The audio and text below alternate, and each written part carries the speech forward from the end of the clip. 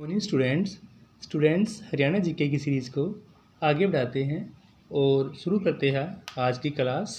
आज हम 17 क्वेश्चन से शुरू करेंगे स्टूडेंट्स। कल हमने 16 क्वेश्चन कंप्लीट कर लिए थे। क्वेश्चन हरियाणा में खरीफ की फसलों की बुआई का समय पूछा गया है कि जो हरियाणा में खरीफ की फसल जो बोई जाती हैं उसकी बुआई का समय जनवरी से फरवरी में बोई जाती हैं, सितंबर अक्टूबर में बोई जाएंगी, अक्टूबर नवंबर में बोई जाएंगी या जून जुलाई में बोई जाएंगी। तो भी खरीफ वाली फसलें का बुआई का समय यहाँ पर पूछा गया है। तो स्टूडेंट्स खरीफ की फसलों की बुआई का समय होगा जून जुलाई ही इस क्वेश्चन का राइट आंसर होगा स्टूडेंट्स। नेक्स्ट है हरियाणा में रबी की फसलों की कटाई का समय पूछा गया है। कभी काटी कब जाएंगी, रबी जो सर्दी में उगती हैं और इन फसलों की कटाई का समय यहाँ पर पूछा गया है।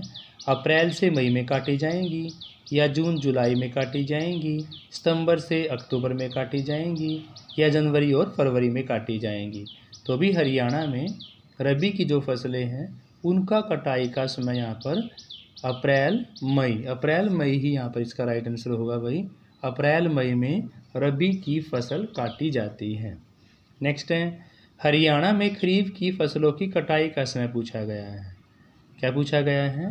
खरीफ की फसलों की कटाई का समय। देखो बुआई तो उनकी जून जुलाई में होगी थी, खरीफ की फसलों की बुआई कब हुई थी? जून जुलाई में। और काटी कब जाएंगी?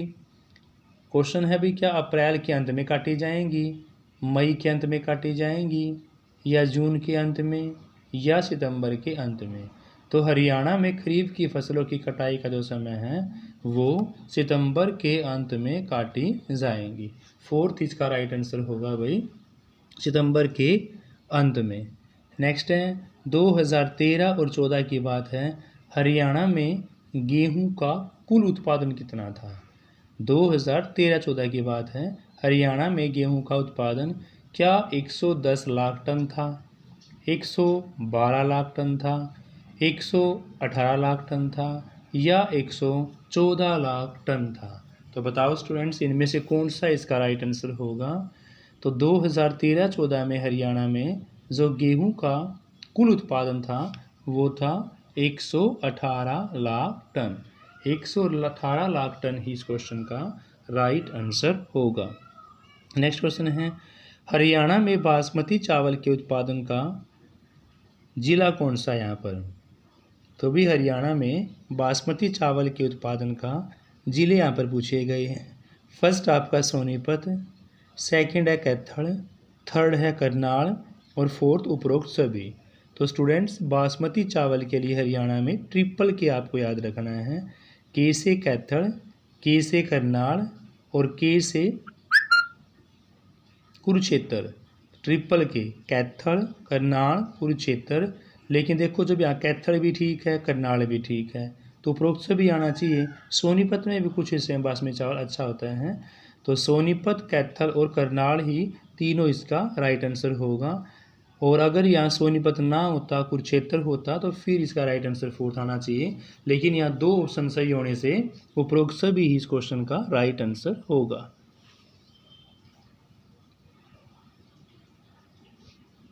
नेक्स्ट क्वेश्चन है हरियाणा में धान के कटोरा के नाम से कौन विख्यात है भाई?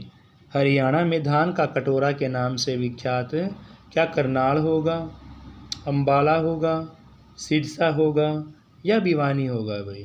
तो देखो स्टूडेंट्स बासमती चावल पैदा तो यहाँ पर 3 जगह होता है, कैथल में, करनाल में और कुरुक्षेत्र में।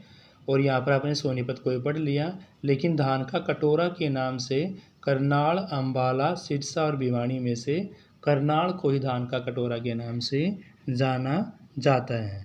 तो करनाल इस क्वेश्चन का राइट आंसर होगा। धान का कटोरा कौन होगा भाई? करनाल होगा। नेक्स्ट क्वेश्चन है भाई हरियाणा में चावल का कटोरा के नाम से किसको जाना जाता है? देखो भी धान का कटोरा तो आपको करनाल को जान लिया, लेकिन नया क्वेश्चन देखो भी चावल का कटोरा किसको जानते हैं? अब देखो यहाँ करनाल तो ऑप्शन में है ही नहीं। क्वेश्चन पूछा गया है चावल का कटोरा। तो चावल का कटोरा के नाम से सोनीपत, अम्बाला, भिवानी और सिरसा। तो चावल का कटोरा इनमें से किसको जाना जाएगा? करनाल ऑप्शन में नहीं है। और वैसे धान का कटोरा की जगह क्या पूछा गया है, चावल का कटोरा पूछा गया है। तो देखो पर बासमती चावल के लिए आपका सोनीपत भी था, तो इसलिए यहाँ पर 3 तो ऑप्शन कट ही जाते हैं। तो सोनीपत ही इस क्वेश्चन का क्या होगा, राइट आंसर होगा। चावल का कटोरा के नाम से सोनीपत को जाना जाएगा। नेक्स्ट है भाई, गेहूं उत्पादन दृष्टि से देश भर में हरियाणा का स्थान पूछा गया है कि गेहूं उत्पादन दृष्टि से देश भर में हरियाणा का स्थान पहला होगा, दूसरा होगा, तीसरा होगा या चौथा होगा। तो गेहूं उत्पादन दृष्टि से देश भर में हरियाणा का स्थान होगा भाई यहाँ पर तीसरा। कौन सा होगा, तीसरा स्थान हरियाणा का होगा। थर्ड ऑप्शन इसका राइट आंसर होगा। नेक्स्ट क्वेश्चन है स्टूडेंट्स, 2011 और 12 की बात है, हरियाणा राज्य का खाद्यान्न उत्पादन कितना रहा। तो 11-12 में हरियाणा राज्य का खाद्यान्न उत्पादन पूछा गया है। क्या 113.33 लाख टन रहा, 138.49 लाख टन रहा या 183.42 लाख टन रहा या इनमें से कोई भी नहीं था। तो 11-12 की बात है, हरियाणा राज्य का जो खाद्यान्न उत्पादन रहा वो रहा 183.42 लाख टन। हरियाणा राज्य खाद्यान्न उत्पादन 183.42 लाख टन ही इस क्वेश्चन का राइट आंसर होगा। नेक्स्ट है, 1966 में हरियाणा राज्य का कुल सिंचित क्षेत्र पूछा गया कितना था। 1966 की बात है, हरियाणा राज्य का कुल सिंचित क्षेत्र पूछा गया है। क्या था, क्या 10,12,000 हेक्टेयर था, 13,25,000 हेक्टेयर था या 12,34,000 हेक्टेयर था या 17,29,000 हेक्टेयर था। तो अब इन चारों में से 10,12,000 हेक्टेयर, 13,25,000 हेक्टेयर, 12,34,000 हेक्टेयर या 17,29,000 हेक्टेयर। तो इनमें से जो राइट आंसर होगा वो होगा भाई 13,25,000 हेक्टेयर। 13,25,000 हेक्टेयर। स्टूडेंट्स आंकड़ों वाले क्वेश्चन में ध्यान से करने हैं। 13,25,000 हेक्टेयर इस क्वेश्चन का राइट आंसर होगा। नेक्स्ट है भी, हरियाणा राज्य में मिट्टी व जल के परीक्षण के लिए कितनी प्रयोगशालाएं स्थापित की गई हैं। हरियाणा राज्य में मिट्टी व जल के परीक्षण के लिए कितनी परीक्षण प्रयोगशालाएं स्थापित की गई हैं। क्या 70 होंगी, 90 होंगी, 103 होंगी या 30 होंगी। तो हरियाणा राज्य में मिट्टी व जल के परीक्षण के लिए जो प्रयोगशाला स्थापित की गई है वो है 30 ही इस क्वेश्चन का राइट आंसर होगा भाई। 30 परीक्षण के लिए जो मिट्टी जल की प्रयोगशाला स्थापित यहाँ पर की गई है। हरियाणा में राष्ट्रीय बागवानी मिशन की शुरुआत बतानी है, अभी कब की गई थी।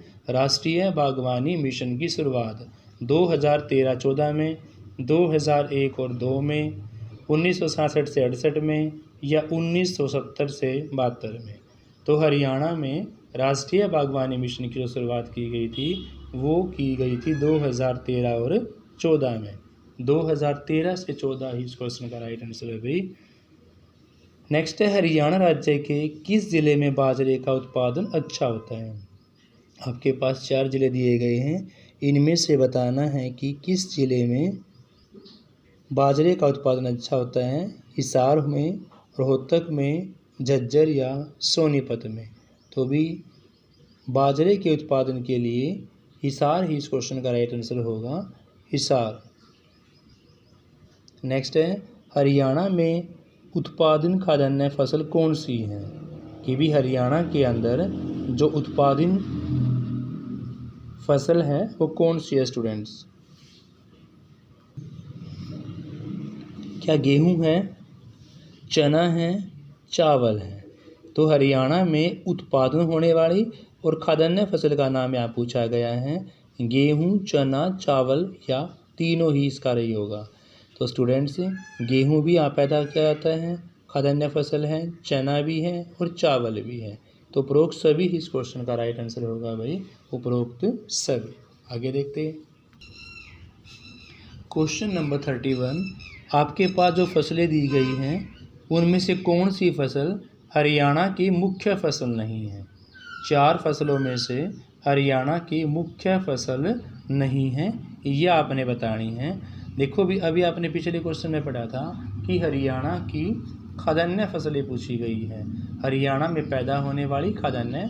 तो वहाँ आपने गेहूँ को पढ़ा, चना को पढ़ा, चावल को पढ़ा, लेकिन यहाँ मुख्य फसल नहीं पूछी गई है। सिंपल सी बात है, जब गेहूँ चना चावल आपने पढ़ लिया तो चाय इस क्वेश्चन का राइट आंसर होगा कि हरियाणा की जो मुख्य फसल है नहीं है। तो नहीं में कौन होगा आपका? चाय, क्योंकि चाय हरियाणा में पैदा नहीं होती। नेक्स्ट 2011 की जनगणना के अनुसार राष्ट्रीय लिंगानुपात पूछा गया है। बात 2011 की है। इस जनगणना के अनुसार राष्ट्रीय लिंगानुपात 740 होगा, 940 होगा, 640 होगा या 840 होगा। तो 2011 की जनगणना के अनुसार जो राष्ट्रीय लिंगानुपात होगा 940 इस क्वेश्चन का राइट आंसर होगा भाई। कितना होगा? 940। नेक्स्ट क्वेश्चन है, फरीदाबाद का जनसंख्या घनत्व पूछा गया है 2011 की जनसंख्या के अनुसार। फरीदाबाद का जनसंख्या घनत्व क्या 2214 होगा, 2298 होगा, 1705 होगा या 1906 होगा? तो फरीदाबाद का जनसंख्या घनत्व 2214, 2298, 1705 और 1906 में से जो इसका राइट आंसर होगा वो होगा 2298। 2298 इस क्वेश्चन का राइट आंसर होगा। नेक्स्ट है भी 2011 की जनगणना के अनुसार सिरसा जिले का जनसंख्या घनत्व किसका पूछा गया है भाई? सिरसा जिले का जनसंख्या घनत्व यहाँ पूछा गया है 2011 की जनसंख्या के अनुसार। ऑप्शन आ 203, 303, 103, 403। तो 2011 की जनगणना के अनुसार सिरसा जिले का जनसंख्या घनत्व 203, 303, 103 और 403 में से जो राइट आंसर होगा वो 303 ही होगा स्टूडेंट। 303 इस क्वेश्चन का राइट आंसर होगा। नेक्स्ट 2011 जनगणना के अनुसार सोनीपत और गुरुग्राम का लिंगानुपात कितना होगा? 2011 की जनगणना के अनुसार सोनीपत व गुरुग्राम का लिंगानुपात 753, 653, 953 और 853। तो अभी चारों में से सोनीपत और गुरुग्राम का लिंगानुपात 2011 की जनगणना के अनुसार 853 ही इस क्वेश्चन का राइट आंसर होगा स्टूडेंट्स। कितना होगा? 853। क्वेश्चन नंबर 36 स्टूडेंट्स कि भी भाखड़ा नहर से हरियाणा में लगभग कितना क्षेत्र सिंचित होता है? क्वेश्चन पूछा गया है कि भाखड़ा नहर से हरियाणा में इन चारों में से कितना क्षेत्र को सिंचाई की जाती है? क्या 6 लाख हेक्टेयर है, 3 लाख हेक्टेयर होगा, 5 लाख हेक्टेयर होगा या 4 लाख हेक्टेयर होगा? तो भाखड़ा नहर से हरियाणा में 6 लाख हेक्टेयर क्षेत्र को सिंचित किया जाएगा।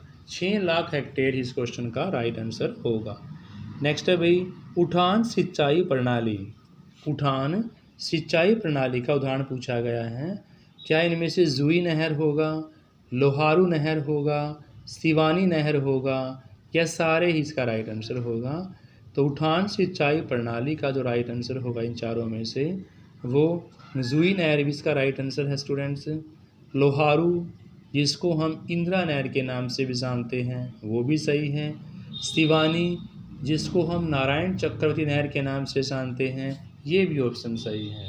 तो उठान सिंचाई परियोजना जो आपकी हैं, उठान सिंचाई प्रणाली जो उसमें जुई नहर भी है, लोहारू नहर भी है, सिवानी नहर भी है।